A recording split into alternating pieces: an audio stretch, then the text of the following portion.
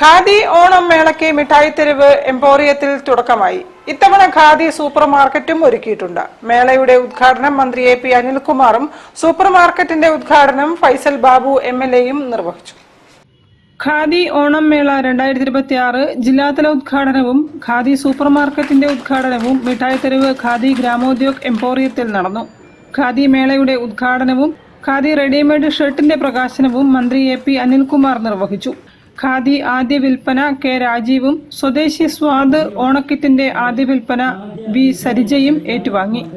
ഓണമേളയിൽ നല്ല ഒരു ടെൻഷൻ എല്ലാ വർഷവും കൊടുക്കുന്നു. ഈ വർഷവും അത് അതേ രീതിയിൽ തന്നെ തുടർന്നു പോകുന്നു. ബുദ്ധിമുട്ടുകൾക്കിടയിലാണ് ഇത്തരത്തിലുള്ള കാര്യങ്ങളൊക്കെ ഖാദി ചെയ്യുന്നത് എന്നുള്ള പ്രത്യേകത കൂടിയുണ്ട്. എങ്കിൽ പോലും ഓണക്കാലത്ത് ഖാദി ഉൽപ്പന്നങ്ങൾക്ക് വിലക്കുറവ് ലഭിക്കുന്നു എന്നുള്ളത് ഏറ്റവും സന്തോഷം നൽകുന്ന കാര്യമാണ്. എനിക്ക് തോന്നുന്നു ഈ സന്ദർഭങ്ങളിൽ കൂടുതൽ ആളുകൾ ഇന്ന് വിലക്കുറവ് കൂടി ഉള്ളതുകൊണ്ട് കൂടുതൽ ഉൽപ്പന്നങ്ങൾ വിറ്റഴിക്കാനും കഴിയുന്ന സാഹചര്യമുണ്ട്. കുറേയേറെയെങ്കിലും നമുക്ക് ഖാദി ഉൽപ്പന്നങ്ങൾ വിറ്റഴിക്കാനും കഴിയുന്നത് ഇത്തരം മേളകളിലൂടെയാണ്.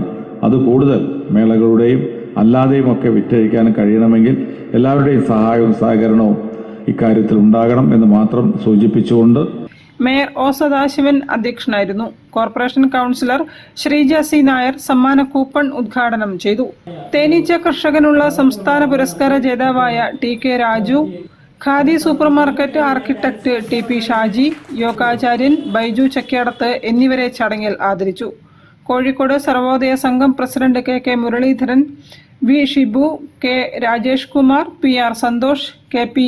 Ammukutty, Alex P. Jacob, A K. Shyam Prasad, T. Shaiju എന്നിവർ സംസാരിച്ചു. സൂപ്പർ മാർക്കറ്റ് ഉദ്ഘാടനം വി.കെ. ഫൈസൽ ബാബു MLA നിർവഹിച്ചു.